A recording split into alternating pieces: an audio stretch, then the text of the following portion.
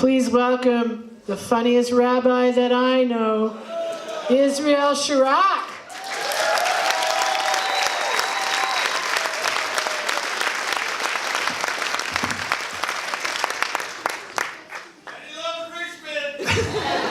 It sounds more impressive than it is because Sid only knows one rabbi.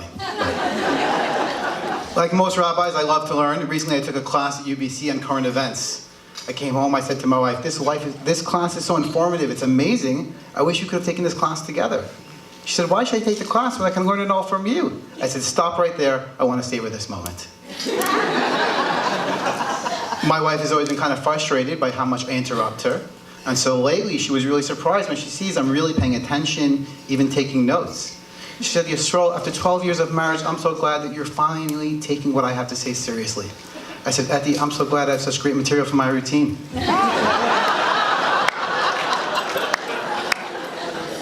My mother came over for dinner the other night. She looked at my wife, she said, my son is amazing. He cooks, he cleans, he takes care of the kids, he has a good job. He's amazing. My wife looked at me, she said, Yisrael, you never told me you had a brother. But after 12 years, I can tell you I've learned some key phrases so that my wife knows that I'm actively listening. Because women don't want solutions, they want to be heard. So I can say something like, that sounds frustrating. Or, I have to think about that. I have to be careful though, because last week I completely zoned out, and apparently that sounds frustrating is not the right response to the vet called, we're going to have to put the dog down. There's other differences I've noticed after being married. On occasion my wife will say to me, Yisrael, do you mind if I wear the same outfit tonight when we go out that I wore a few nights ago? And I'm thinking, no, I don't even remember what you wore a few nights ago. In fact, one of the main reasons I got married is so I don't have to care about how I look.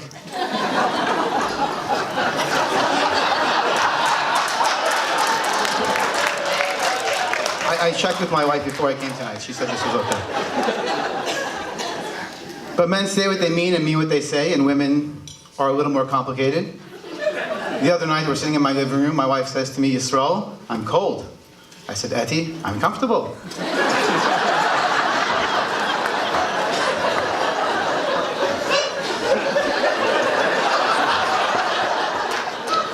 About 15 minutes went by. She said, Yisrael, I'm cold. I said, Etty, I heard you the first time. She burst out very upset. When will you learn? I said, learn what? It was very quiet the rest of the night. My wife has a very special way to make you feel like you should do what you want and like a very bad person if you do it.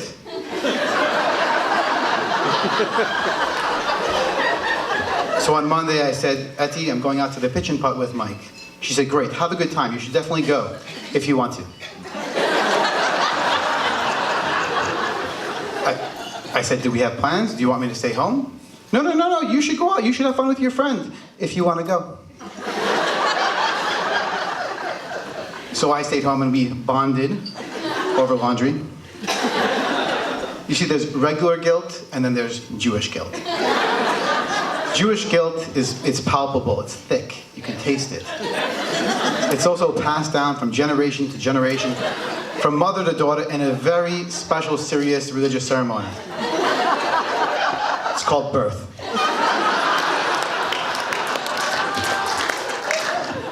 I'm going to change topics now because my wife is here.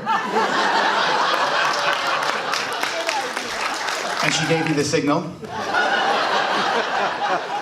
It's a very fine line between comic relief and sleeping on the couch. Plus, families are great. I love my family. I've got 3 kids. I have a 7-year-old, a 5-year-old, a 2-year-old, and we're expecting. Thank you. The response is always divided on that. My wife's friends are all, oh my gosh, Etty, another baby. And my friends are all, Yisrael, another baby?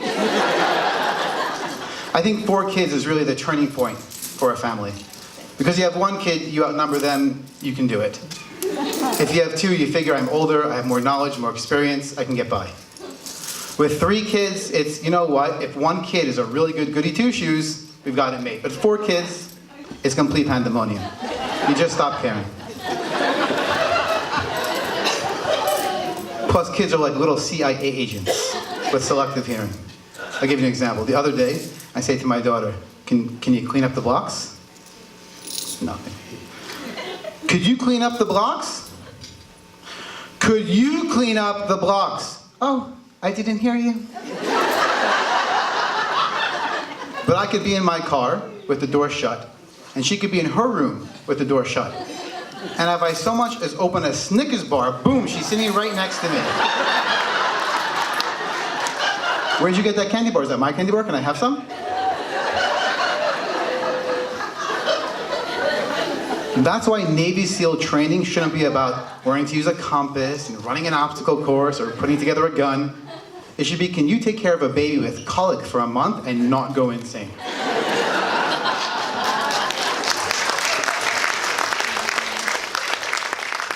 You want to test soldiers to see if they're going to give up the country's secrets if they're captured by the enemy? Have them go shopping at Superstore, 3 kids, 7 and under, for 2 hours, and then see if they crack under the pressure and buy something at the checkout line when the kids keep asking. That's a test of mental fortitude.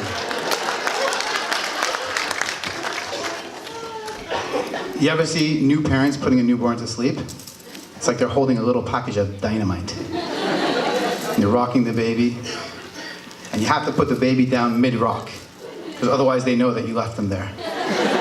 So you put the baby down, and then you slowly back away. You hold your breath, because if you breathe, the room might vibrate. And then you close the door, and if they wake up, ah! You have to, I was here the whole time. I never let you go. That's why it's the sleep deprivation that gets the parents and does a number on our values and our ethics. So the other night I wake up, I think I hear my 2-year-old crying. So I look at my wife. She looks out the window, she says, no, there's an ambulance outside the neighbor's house. I said, phew, thank God, let's go back to sleep. He was fine, it was like a minor stroke. I'm just kidding. You want to know how you know who has kids at work? Monday mornings. So Monday morning, all the people that don't have kids, they come in, oh, the weekend's so short, Monday blues. And the people that have kids are all, hello everybody, happy Monday.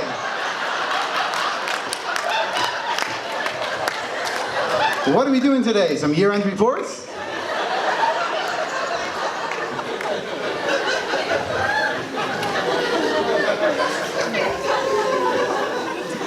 What irks me as a parent is when someone comes to work who doesn't have kids and they're late and they say it's because they had a busy morning. Really? I'm not sure that people without kids should be able to use the word busy. You should come to my house. It's like a war zone. Every morning I'm trying to get out of the house without emotionally scarring someone and getting hit by a shoe in the head. That's my goal. I was going to start a support group for people who have 3 or more kids. We can get together, share our challenges, get some new strategies, maybe get a mentor. But then I found out that there already is such a group. It's called AA.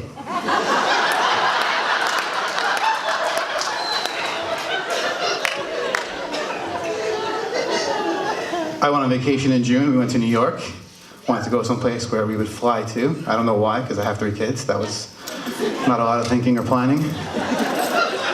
But there are 2 great things about flying with kids. Number 1, as you're walking down the aisle, the faces on people as they're silently praying that you're not going to stop in front of them.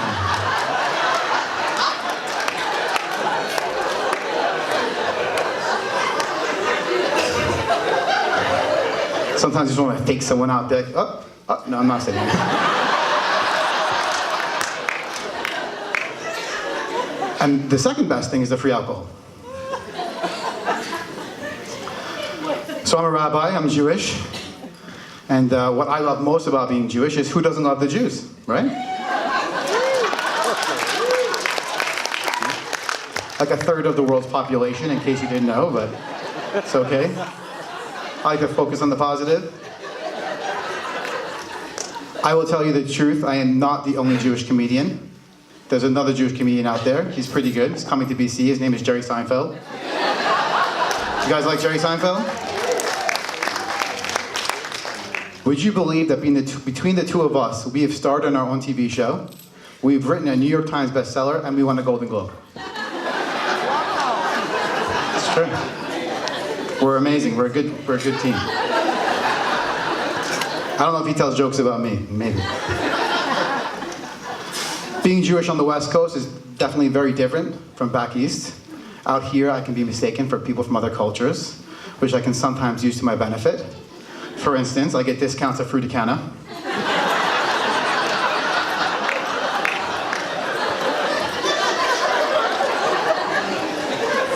I'm welcome at the Greek Orthodox Church for lunch anytime.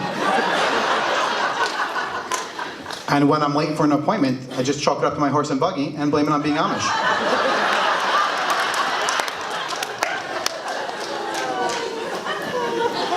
Being the only religious Jew at work has its benefits. I can pretty much make up holidays and get time off.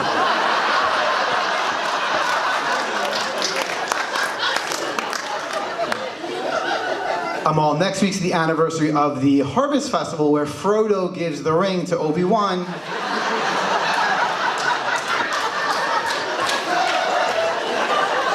Two days off, no questions asked. No one wants a discrimination lawsuit. Sometimes people like to challenge my commitment at work. So the other day, my colleague says to me, "Would you shave your beard for $100? It's ridiculous. "Would you shave your beard for $600? I'm like, "Listen, this is my culture, my religion. Why do you have to insult me at work?" So "Would you shave your beard for $2,000? I said, "Listen, I'll meet you in the back, 4 o'clock. Small bills, nothing traceable." That's my time. Thank you so much.